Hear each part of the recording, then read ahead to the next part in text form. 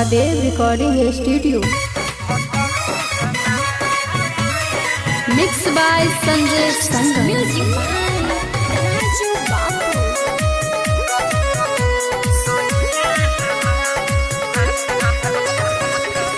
चला बेचा दुकान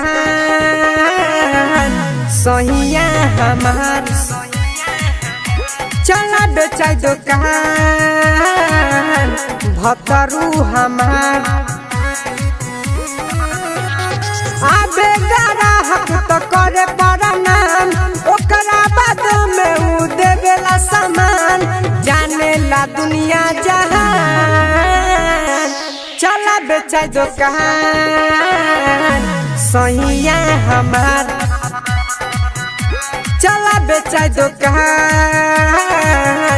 भतरू हमार।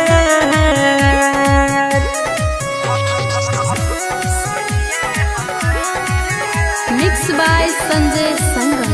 म्यूजिक बाय राजू बाबू।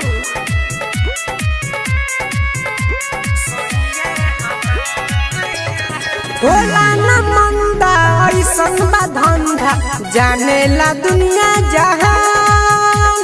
केहू ले जाले पैसा देके, केहू ले जाले उधार।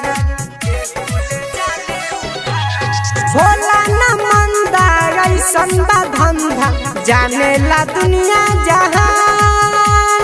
केहू ले जाले पैसा देके, केहू ले जाले उधार। सैया समाज ला करेले काम, एही से दूरा दूरा बाटे उनका नाम। बढ़िया बाटे कारोबार,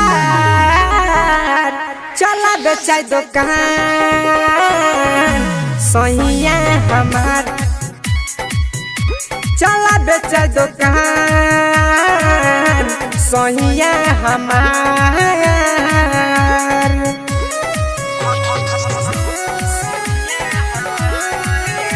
mix by Sanjay Sangam. Music by Raju Babu.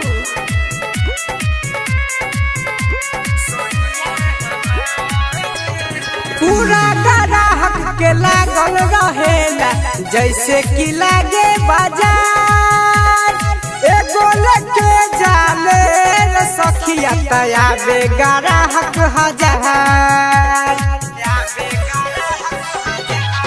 पूरा ग्राहक के लागल रहेला, जैसे कि लागे बाजार। एगो लेके जाले रे सखिया तयाबे ग्राहक हजार। संजय संगम राइटर विकेश, चंचल कमलेश राइटर विकेश, तब करे हमसे प्यार।